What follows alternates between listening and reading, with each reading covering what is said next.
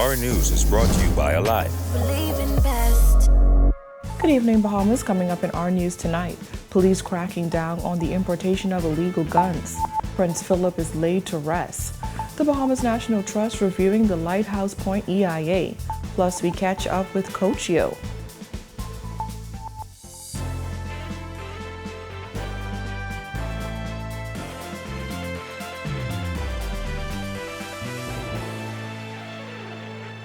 Good evening, Bahamas. Welcome to Our News. I'm Georgie O'Bain. Topping news tonight. Officers are taking an aggressive approach to stomping out the importation of guns, as they say weapons, especially assault rifles, don't belong in the Bahamas. This after two of those high-powered weapons were used in a shooting that left 6 men dead on Thursday.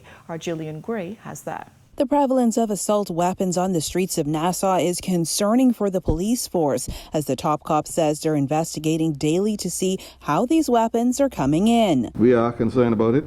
They are here. As regards to firearms coming into this country, we have for a while trying to establish, and we've seen different methods persons use to bring their firearms into this country, and we're doing some work right now. The police force currently has an operation in motion to crack down on gun imports. After following intelligence to lead to gun seizures, officers do a complete trace of the weapon to try to see who was the supplier. Whenever we have one firearm that is seized by the police, we do a complete trace on the history of that firearm and find out and go all the way back to the purchaser, and we try to follow it and try to establish how it got here, and also whether or not other individuals in the Bahamas would have had that gun, and that's how we end up getting all of our intelligence. So it's quite a bit of work that goes into that. This past week, 2 assault rifles were used in a brazen daylight shooting that claimed the lives of 6 people and left 2 others in hospital. While Commissioner Roll says all firearms are dangerous, he honed in on assault rifles, which he says are often more deadly. The difference between a handgun that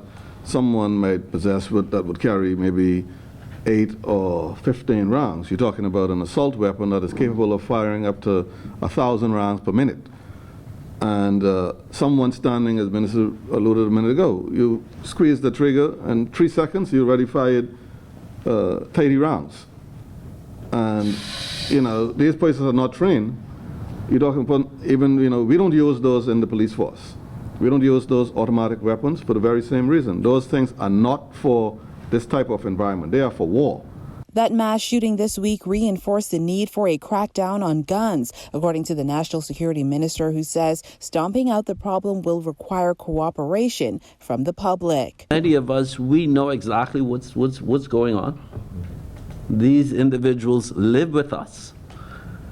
They sometimes conceal their weapons on our properties.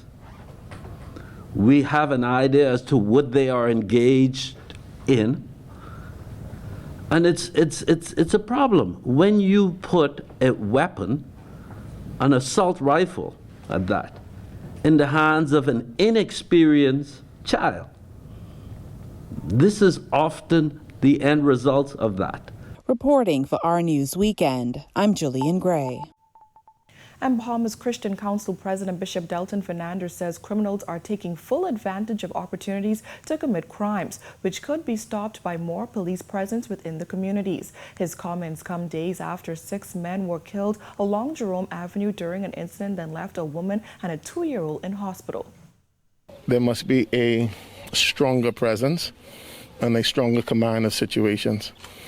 Sometimes we can embrace the community aspect, but we can't embrace the stronger tactics. I'm not talking about taking anybody's rights. I'm not talking on any civil liberties. But I am saying that sometimes the presence has to be overwhelming so that criminals don't have an opportunity. Opportunity is when these things happen.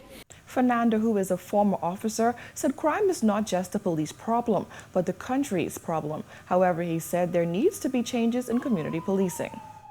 But sometimes there has to be a give and take. There has to be community policing where relationship is developed, and we have to get better at that. That we have more embracing of information and intel so that before these things happen, we could have the information. Well, a man is dead following a plane crash in waters off South Bimini. The incident taking place shortly before 10 on Friday night. The plane, which left Florida, arrived in Bimini Friday morning. When the plane was leaving just after 9, the plane was forced to crash land. Officers and residents went to the crash site some 200 to 300 yards east of the South Bimini International Airport runway. 2 men were pulled from the water and taken to the Bimini Clinic, where one of those males was pronounced dead. It was a somber ceremony at Windsor Castle this morning as the royal family gathered for the funeral of the late Prince Philip, the Duke of Edinburgh. Scores of military officers adorned the lawn. Armed officers carried the coffin draped in the prince's personal standard, sword and naval cap. Adhering to the country's COVID-19 restrictions, only 30 members of the royal family were in attendance at St. George's Chapel. On Monday, the Prime Minister and the Governor General signed a book of condolences for Prince Philip. The prince died at the age of 99. May his soul rest in peace.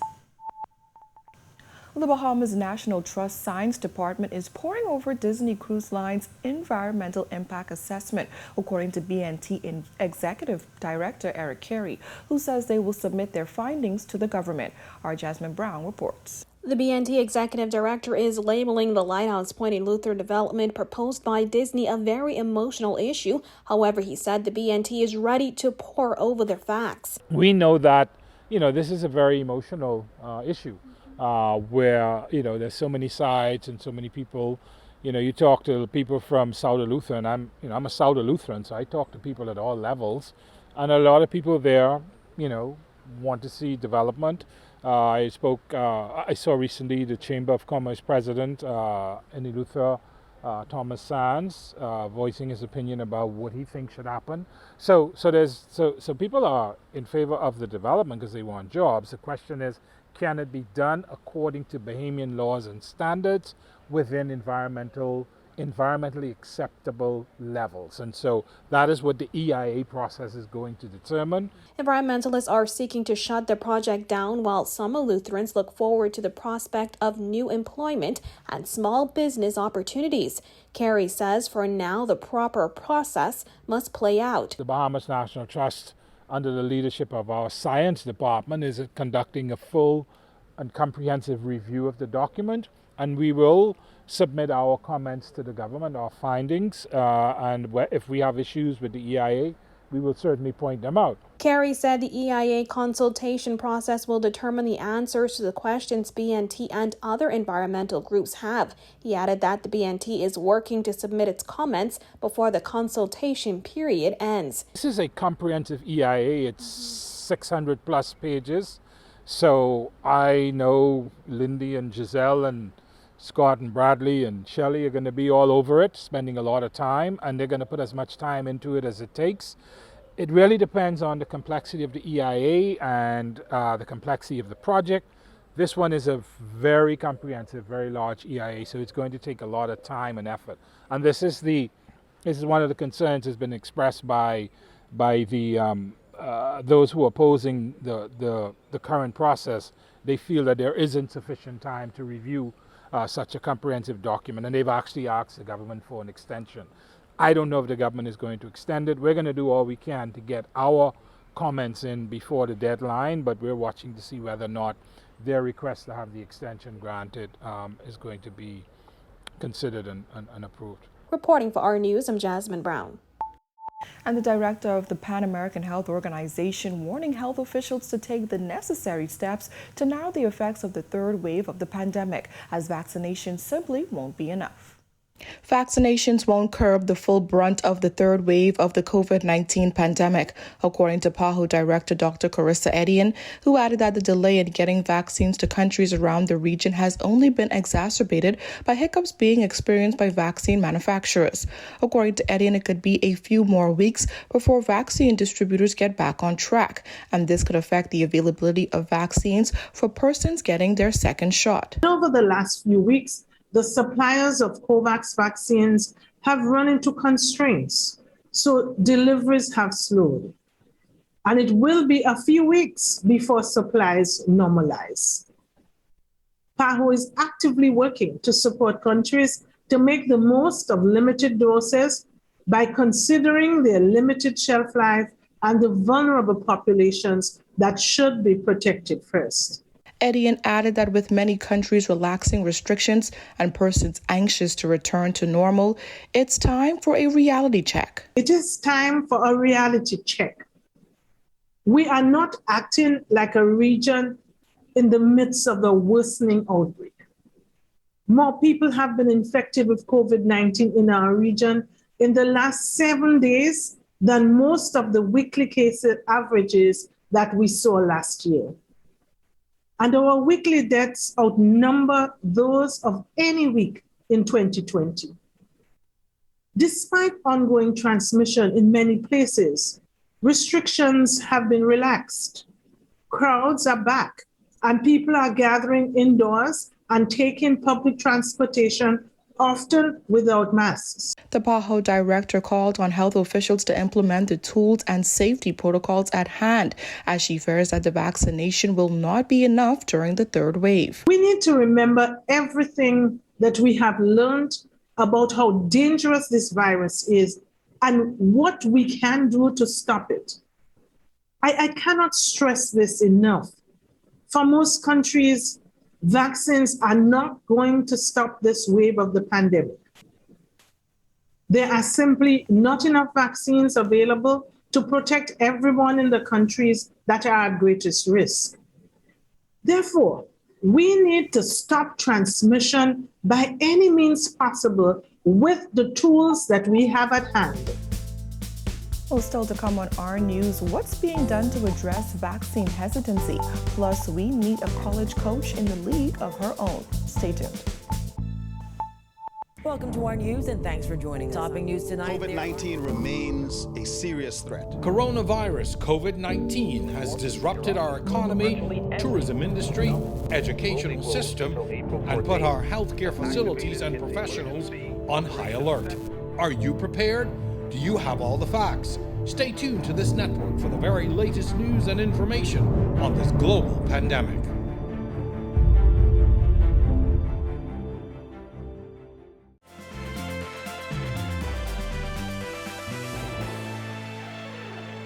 Vaccine hesitancy remains a concern, according to Health Minister Renwood Wells, who says while he is proud of the thousands of Bahamians that have gotten the jab, health professionals seem to be particularly apprehensive. There is the possibility, I think Dr. Poussant would have adequately explained our circumstance. But I will tell you this, though, Jerome, we've seen an awful lot of Bahamians who have stepped forward now to be able to take the vaccine. We have lines of individuals at the vaccination site. We are a little bit concerned of the hesitancy among healthcare workers, but we're working on that in country now. PAHO and WHO Bahamas representative Dr. Eldona Basson says while vaccinations are important, it's also necessary to continue to push health protocols. We have to keep on trying to debunk myths, coming on shows like this and doing everything we can.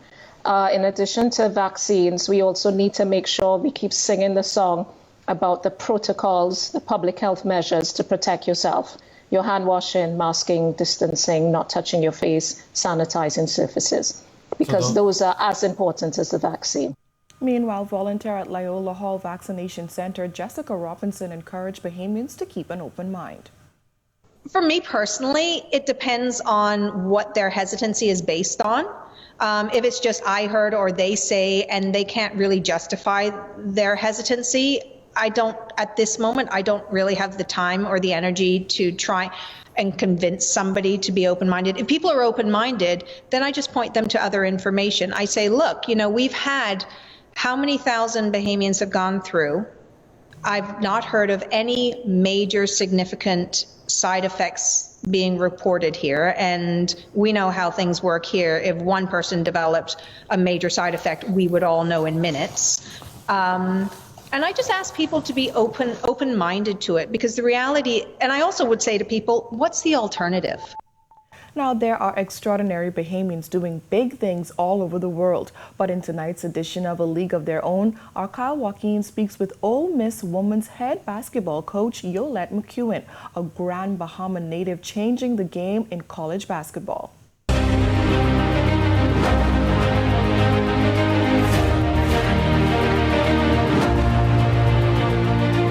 graduated from Grand Bahama Catholic High School, made a way for myself, and God already had it in the plans. So no ceilings is just no limit for what we can do as individuals, as a country, and however we need to perceive it. There's no ceilings for Ole Miss women's basketball head coach Jolette McEwen. Grand Bahama born and raised, Coach Yo moved to the U.S. for college after high school and has since been blazing a trail of her own in college basketball. She's one of 12 black women coaches in the Power 5, with 6 in her league. So that comes with responsibility as far as representation is concerned. And as far as coaching my girls, man, I mean, this is really a big deal. This is a dream come true for me, and now my job is to help them reach their dreams and goals. A firm believer in supporting excellence in all fields, especially in athletics, Coach Yo loves to return home and give back, even stepping up after Hurricane Dorian. She said it's a wish to see the Bahamas one day make a bigger investment in Bahamian athletes. $1 million contracts that can come home and probably would love to give back. I know Buddy does. I know John Quell does. I know I do. But there are more. A wife and mother of 2, McEwen says family for her is everything. Yep. I got the family right over there, all up on the wall, for sure. That's something it's a big deal for me, my husband and I, oh my God, I think we married 14 years. If not, we will be 14 in June. Or maybe 15. I think it's 15. But when you get past 12, it gets blurry. It's a big blur. In the few minutes of downtime we had with the coach, she shared a few nuggets. One was about the importance of mentorship and being examples for young people looking for someone to lead. We got to move into 2021 and beyond, man. And somewhere, there's a female prime minister at one of those schools, somewhere. There are tons of females, whatever. And we have to be okay with empowering that. And what's strange is it doesn't have to be just from the women. It needs to be from the men that have daughters that say, hey, look at this person. Look what she doing. You get what I'm saying? Because you can't be what you can't see. If you were to follow her on any social media platforms, you'd see the hashtag no ceilings. For her, the meaning goes deep. No ceilings is just no limit to what you want to achieve. My players are empowered. I have players that want to be lawyers. I have players that want to be business entrepreneurs. I have players that want to get an acting school. I got bioengineering. Whatever it is that you want to accomplish, you can accomplish. And why? Because they get to see that from me.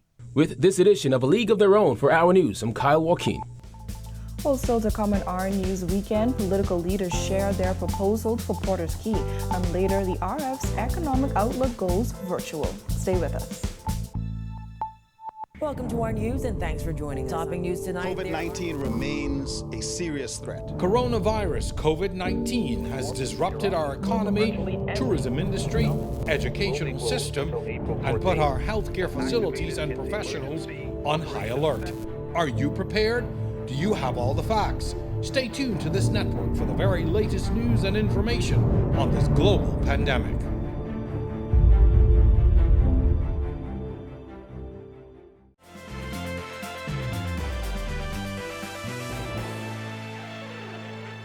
You're watching Our News. Welcome back.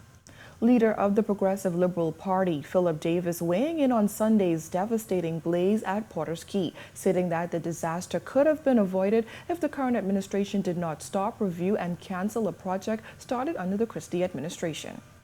There was a joint project with her and the Minister of Agriculture and Fisheries, was then to replace all of these stalls, build them in a more orderly, regulated fashion to avoid catastrophes such as this.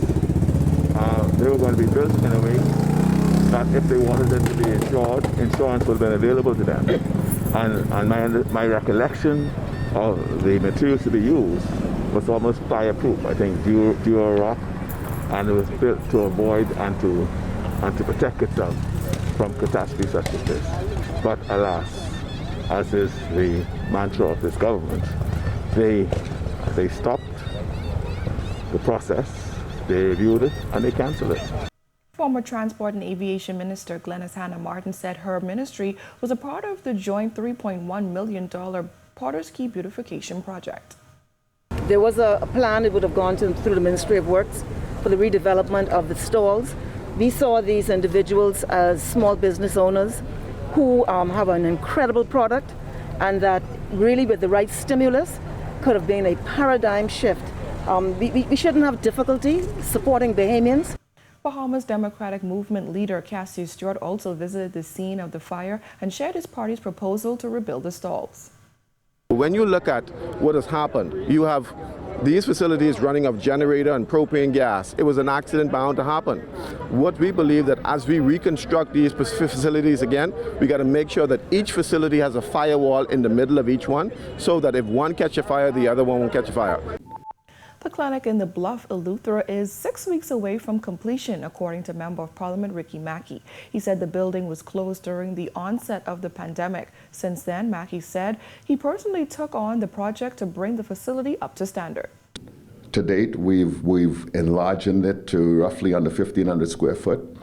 We've put in 2 new examination rooms and an emergency room. It will now be outfitted with a kitchenette and a small lounge area, an administration room for files and stuff to be kept. There's a room that's going to be there for a pharmacy, and it's a very impressive building. Mackey explained the hardship residents face due to the clinic's closure. And so when those persons from the Bluff now needs to travel to Lower Bog for medical services, it was a hardship as well as something that they really didn't want to do. And several persons had reached out to me and said, Mr. Mackey, we really don't want to have to travel to Bog. Not that we have anything against the people of Bog, but we believe that we should be able to access medical services right here in our own community. And I felt that. Well, still to come on Our News Weekend, RF's economic outlook for 2021. Stay with us. Welcome to Our News, and thanks for joining us. Topping news tonight. COVID-19 remains a serious threat. Coronavirus COVID-19 has disrupted our economy, tourism industry, educational system, and put our healthcare facilities and professionals on high alert. Are you prepared? Do you have all the facts? Stay tuned to this network for the very latest news and information on this global pandemic.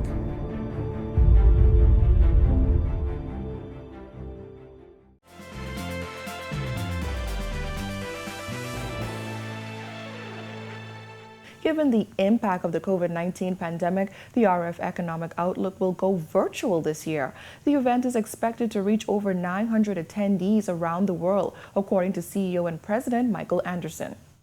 The 7th annual RF Bahamas Economic Outlook will take place on the 6th of May. And for the first time ever, this conference will now this year be held virtually. And this really means that all attendees can attend from wherever you are, wherever you have internet access. It really changed the entire conference. And this year, our panel of globally recognized experts will tackle the theme, Global Digital Disruption, Threat or Opportunity. 6 international speakers are expected to take the virtual stage, each touching on the ever-changing world of technology. The ticket prices this year have dropped by about 70%. They're actually $150 instead of $450. And the full details of the event can be found on www.rfbo.com. While we've typically only addressed technology in one of our sections each year out of about 6 sections, this year 5 out of our 6 speakers are going to be addressing technology disruption in a number of different areas. Rev and Alive are key sponsors of the event. 100 University of the Bahamas students will also be in attendance this year, free of charge. The main areas we'll be talking about this year are geopolitical threats arising from the use of technology, rapid change in healthcare from the disruptive technologies in that space, innovation in tourism products and services, the introduction of new forms of currencies and digital assets, and alternative ways to develop sustainable energy solutions. This ever-increasing rate of change in technology is just going to continue, and we really need to find ways to adopt the new technologies and adapt to what the changes are. Well, thank you for joining us for Our News Weekend Edition. On behalf of the entire team, I'm Georgie O'Bain, and we'll see you right back here tomorrow night. Stay safe, Bahamas.